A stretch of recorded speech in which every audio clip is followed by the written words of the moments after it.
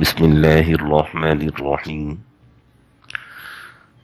والذین اجتنبوا الطاغوت ان يعبدوها وانابوا الى اللہ لهم البشرى فبشر عباد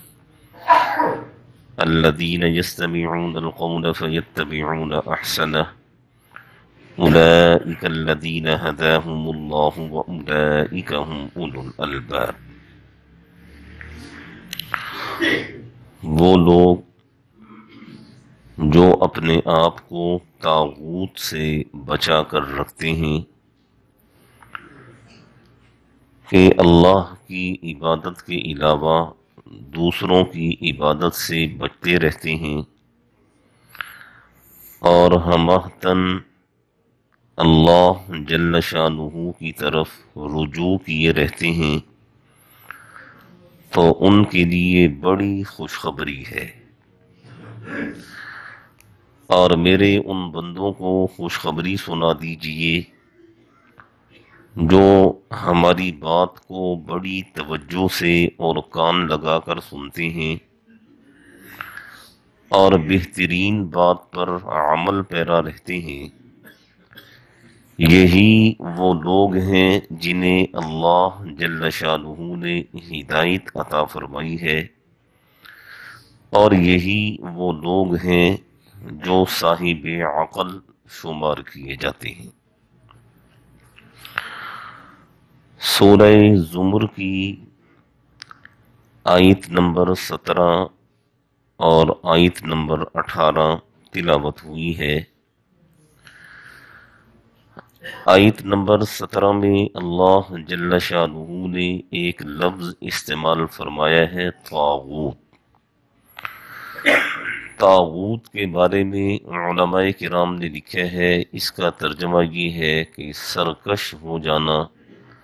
حد سے زیادہ آگے بڑھ جانا، حد سے گزر جانا، اسے طاغوت کہا جاتا ہے۔ شیطان کو بھی طاغوت اس وجہ سے کہا جاتا ہے کہ وہ حد سے آگے بڑھ گیا تھا اور اللہ جل شانہ کی نافرمانی پر اتر آیا تھا، اس لیے شیطان کو بھی طاغوت کہا جاتا ہے کہ اس نے سرکشی والا راستہ اختیار کیا۔ اللہ جل شانہ فرماتے ہیں کہ جنہوں نے اللہ پاک کی عبادت کے علاوہ دوسروں کی عبادت سے اپنے آپ کو روکے رکھا، یعنی انہوں نے بتوں کی پرستش نہیں کی،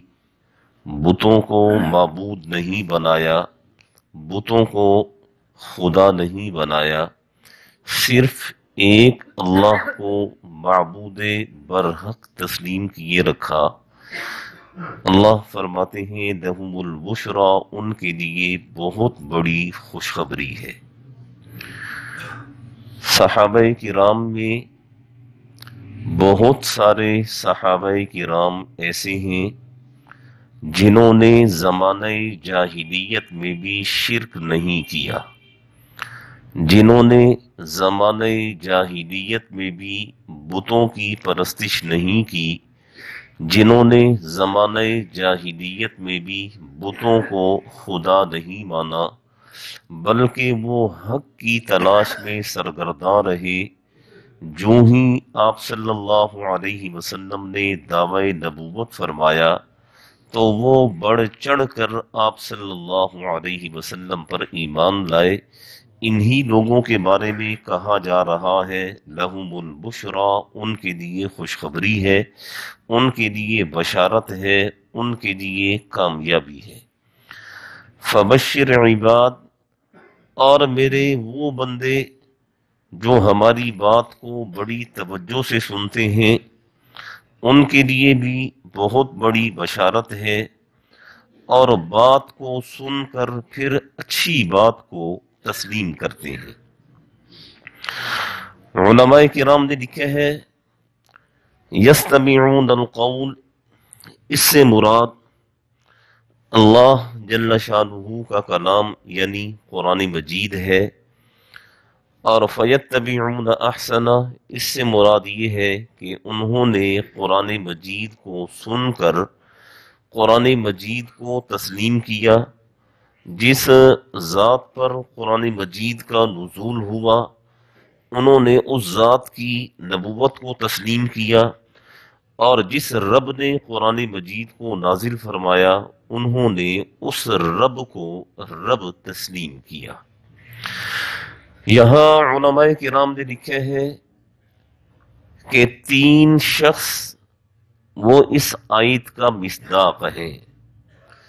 ایک حضرت زید بن عمر بن نفیل رضی اللہ عنہ، ایک حضرت ابو ذر غفاری رضی اللہ عنہ، اور ایک حضرت سلمان فارسی رضی اللہ عنہ۔ یہ وہ حضرات ہیں جنہوں نے مشرکین کی باتوں کو بھی سنا اور آپ صلی اللہ علیہ وسلم کی باتوں کو بھی سنا۔ یہ وہ حضرات ہیں جن کے سامنے پتھر کے معبود بھی موجود تھے اور اندیکھے خدا کا تعارف بھی کروایا جا رہا تھا۔ یہ وہ لوگ ہیں جنہوں نے یہودیوں کی باتوں کو بھی سنا، عیسائیوں کی باتوں کو بھی سنا، لیکن بالآخر انہوں نے نہ مشرکین کی بات کو مانا، نہ یہودیوں کی بات کو مانا، نہ عیسائیوں کی بات کو مانا تو حضور اکرم صلی اللہ علیہ وسلم کی بات کو مانا، آپ پر اترے ہوئے کلام کو مانا،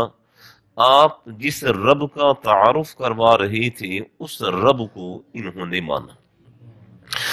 اللہ تعالیٰ انہی لوگوں کے بارے میں فرما رہے ہیں وَأُولَئِكَ هُمْ أُولُو الْأَلْبَابِ، یہ بڑے عقل مند لوگ ہیں، بڑے صاحب عقل لوگ ہیں۔ حضرت سلمان فارسی رضی اللہ عنہ وہ جلیل القدر صحابہ ہیں، صحابہ کرام میں سب سے لمبی عمر اللہ جل شانہ نے حضرت سلمان فارسی رضی اللہ عنہ کو عطا فرمائی۔ تقریباً 250 سال تو علماء کرام نے لکھی ہے، اور بعض علماء کرام نے 350 سال، بعض علماء کرام نے اس سے بھی زیادہ عمر لکھی ہے۔ اور یہ مدینہ منورہ میں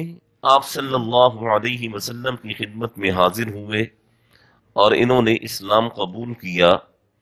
آپ صلی اللہ علیہ وسلم نے حضرت ابو دردہ رضی اللہ عنہ سے ان کی مواخات فرمائی۔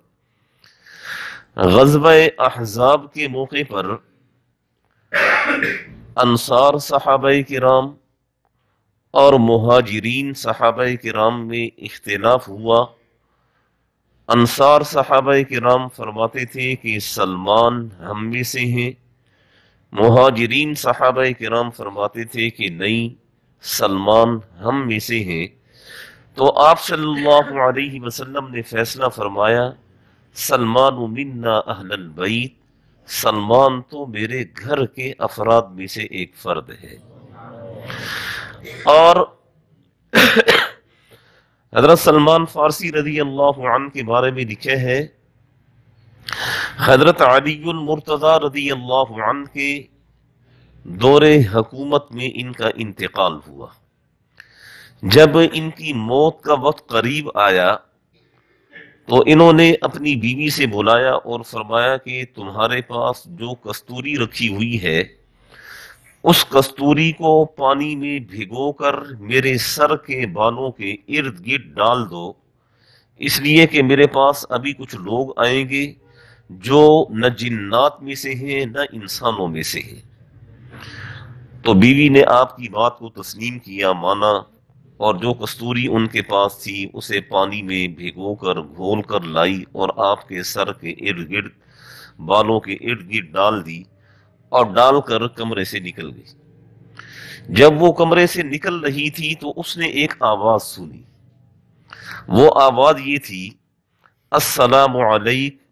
یا صاحب رسول اللہ صلی اللہ علیہ وسلم، السلام علیکہ یا ولی اللہ، سلام ہو آپ پر اے اللہ کے ولی، سلام ہو آپ پر اے اللہ کے رسول کے صحابی۔ اور یہ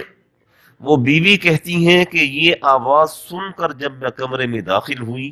تو آپ کی روح پرواز کر چکی تھی۔ یہ وہ عظیم لوگ تھے، ملک الموت بھی جن کے در پر آتے تھے، جن کے گھر پر آتے تھے، پہلے آ کر انہیں سلام کیا کرتے تھے، پھر ان کی روح کو قبض کیا کرتے تھے۔ اولئک الذین ھداھم اللہ، یہی وہ لوگ ہیں جنہیں اللہ نے ہدایت عطا فرمائی ہے۔ واولئک ھم اولو الالباب، اور یہی وہ لوگ ہیں جنہیں اللہ نے صاحب عقل بنایا ہے، صاحب بصیرت بنایا ہے، کہ سب کچھ ان کے سامنے، مشرکین مکہ کی طاقت قوت ان کے خدا ان کے سامنے، مشرکین مکہ کی حکمرانی ان کے سامنے، اور آپ صلی اللہ علیہ وسلم کی مکی زندگی کی بے سر و سامانی ان کے سامنے، آپ صلی اللہ علیہ وسلم کے صحابہ کرام کی مظلومیت ان کے سامنے۔ مکہ مکرمہ میں کسی آدمی کو اجازت نہیں تھی کہ وہ بلند آواز سے قرآن مجید کی تلاوت کر سکے، لیکن اس سب کے باوجود یہ جو تین حضرات، حضرت زید بن عمر بن نفیل رضی اللہ عنہ، حضرت ابو ذر غفاری رضی اللہ عنہ، اور حضرت سلمان فارسی رضی اللہ عنہ، اس سب کچھ کے باوجود انہوں نے اسلام کو قبول کیا، آپ صلی اللہ علیہ وسلم کی دعوت پر لبیک کہا، آپ صلی اللہ علیہ وسلم کے کلمہ پر ایمان لائے، تو اللہ تعالیٰ نے پھر اعزاز یہ عطا فرمایا کہ قرآن مجید میں انہیں صاحب عقل، صاحب بصیرت، صاحب فہم لوگ اللہ پاک نے انہیں شمار فرمایا، اور اس سے بھی بڑا کہ اللہ پاک نے انہیں ہادی فرمایا، کہ وہ لوگ جنہیں ہم نے ہدایت دے دی ہو، انہی کے بارے میں فرمایا ھداھم اللہ، یہی وہ لوگ ہیں جنہیں اللہ نے ہدایت دی ہے، وَأُولَئِكَ هُمْ أُولُو الْأَلْبَابِ، اور یہی وہ لوگ ہیں جنہیں اللہ پاک نے صاحب عقل بنایا ہے۔ دعا فرمائے اللہ تعالی ہم سب کو صحابہ کرام کے نقش قدم پر چلنے کی توفیق نصیب فرمائے، اور ہم سب کو بھی اللہ تبارک و تعالی ہدایت نصیب فرمائے۔